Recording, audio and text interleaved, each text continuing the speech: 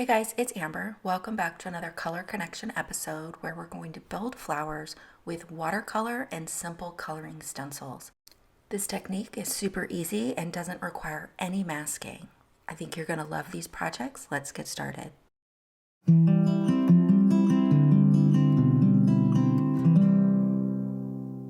this episode, we're focusing on the color palette from the August 2020 Inspiration Challenge. This is provided by Nicole Watt from our video inspiration team, and it's a lovely verdigris palette. Here are the Beauty Within simple coloring stencils that I'm going to use today. As I said, these are layering stencils, and I absolutely love this stamp set, so this is a great complement to that stamp set.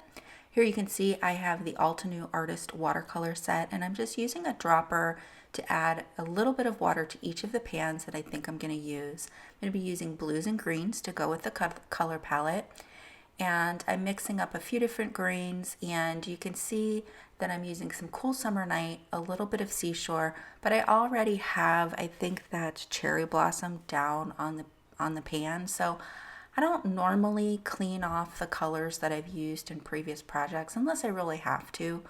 I kind of just mix what I have on the page. So I've mixed up a color, and then I have a lot of water on my brush. This is a 6 round brush, but it has a point to it, which makes it easy to get into the nooks and crannies of this simple coloring stencil.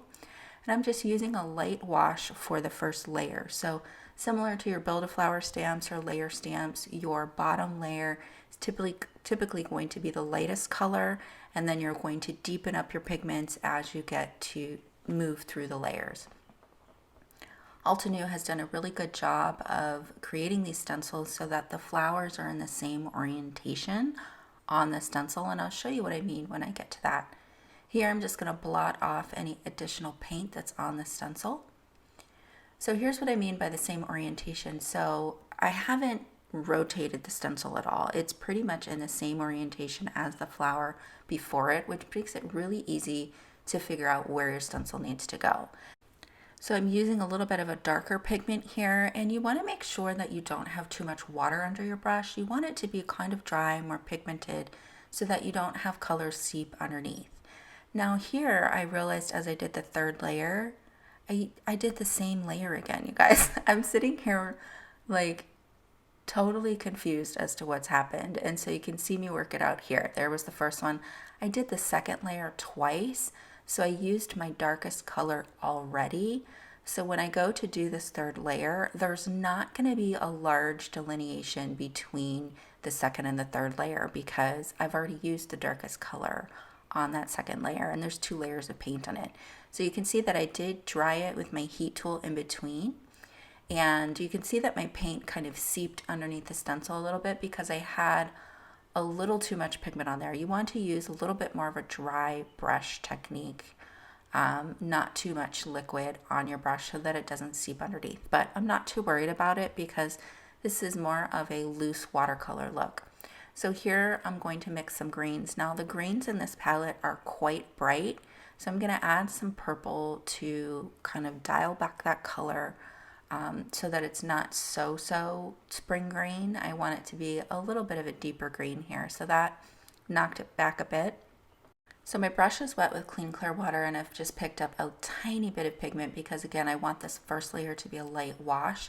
This is the best part about this technique is you don't have to mask. You can just paint right around the edges of the flower, and it's so easy, you guys.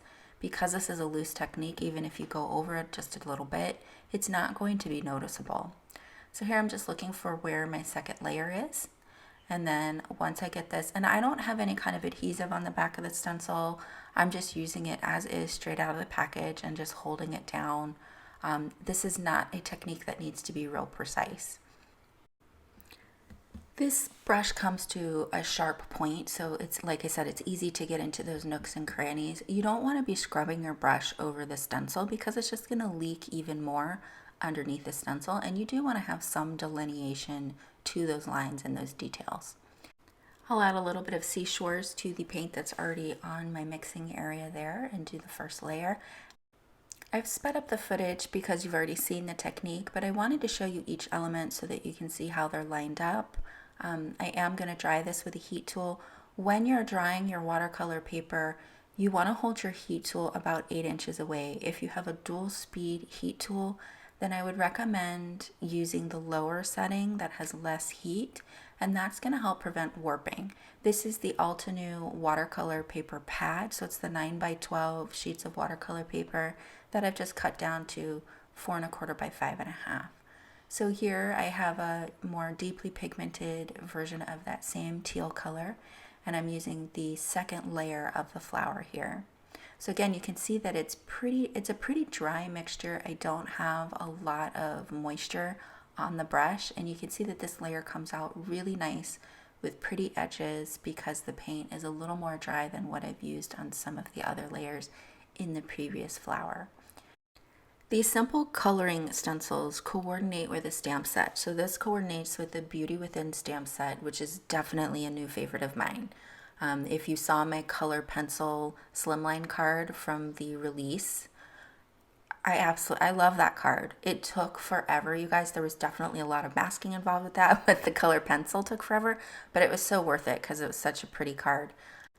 But of course, that's not something I can do all of the time. That's kind of like a special occasion card where you've got a lot of time to spend in it and you don't mind coloring. Of course, Altenew recognizes that people may not have a lot of time to spend on coloring, or maybe coloring is just not their thing and they need a different alternative. So you of course have the Build-A-Flower stamps, which is where I started before I learned how to color, and then these new simple coloring stencils are a perfect alternative. So basically it's meant to, you stamp your image with the stamp set and then you can color it in with these stencils, which I think is such a great idea. So for the centers, I'm using Rock Collection. You don't need the stencil to be able to color that in with watercolor. With ink blending, you would want to use the stencil so that you don't get any stray ink elsewhere on the card. So I'm just using different pigmentations of that Rock Collection to kind of build up some shadow here and make that center look a little more three-dimensional versus just a flat dot, because the rest of the flowers have a lot of dimension there. I'll add a little bit of splatter with what's left over of my green paint, and then we'll add a sentiment from the Beauty Within stamp set. My go-to ink pad for sentiments is the Obsidian Pigment ink. It stamps beautifully, so cleanly and super dark. And here's the finished card. So you can't even tell that there was an issue with my first flower with using the second layer twice, and that's where I'm saying they're so forgiving and just so easy to do with this loose technique. I think it's so pretty. I'm going to move on to the trellis stencil and create a little bit of a background. Maybe you don't want your flowers just kind of floating out in space. So I'm going to water down and just use a pipette to add some water to that green that I had been using. I'll water it down because I want this to be a really light background. I don't want it to stand out. I want it to kind of fade into the background, and I don't want it to be a complete pattern. I want it to be kind of patchy, but for you to be able to see that trellis look. You can see that I moved on to a number 12 round brush with a pointed tip here, and that's what I normally do my backgrounds in, and a lot of times I will actually paint my cards with a larger brush as well, but it does cause some issues here. So a number 12 brush is going to hold a lot more water, and you can see that right here. So it just depends on the look that you're going for. If you're wanting more of a loose look, then I would use a larger brush because it's going to hold more water, more pigment, and you'll get more of a loose look. If you want to have more detail as the stencil is intended to be, then I would stick with a smaller brush like that number 6 brush that I was using in the first card. I picked up a little too much of that pink that was on my mixing area, so I just added a little more Seashore and Cool Summer Night to that. Now, this is going to require more drying because the paper is so wet, you guys, and I don't know why I didn't just switch the brush at this point. I mean, clearly I can see that it's an issue, but I continue to do the whole card with the larger brush. So there, I don't know. I skipped over the second layer because it's much the same. And I just wanted to show you that this time I'm going to do the leaves in gray and the centers in green, just to switch it up so it's a little bit different. So I used the green that was on my pan. I'm going to add a little bit of Rock Collection for the shadows, and then I'll bring in a little more green. I do love the color that the center turned out. I don't love the orientation of the leaves that I put down.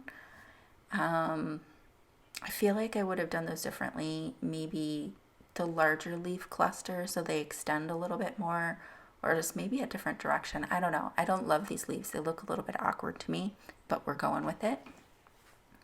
I chose one of the smaller sentiments from the stamp set, the Beauty Within stamp set, again stamped in obsidian ink. And here I felt like that large gray area on this leaf was kind of just a big block of color, and I wanted to break that up. So although there isn't a third layer to the leaves, I kind of just created one of my own. I just picked an area of the stencil that I liked and used that for a third layer. Here are the two cards together. I hope that you guys enjoyed this technique. Definitely give it a try. Enter your projects in the Inspiration Challenge. I will have a link to the Inspiration Challenge down below. I'll also have a link to my video with the Beauty Within color pencil card so that you can check that out as well. As always, supplies will be listed below, and if you haven't checked out the simple coloring stencils yet, there's only a couple of them in the line so far. I definitely recommend that you do, because I just think you can create really cool techniques with them, with or without the stamp set. I think this can be a standalone product. Thanks so much for joining me today, and I will see you on the 2nd and the 4th Saturday of each month with a new episode of Color Connection with Amber. Hello crafters, I hope you enjoyed that video. If you want to see more, don't forget to subscribe to our YouTube channel and hit the notification bell so you don't miss anything. Thanks for watching!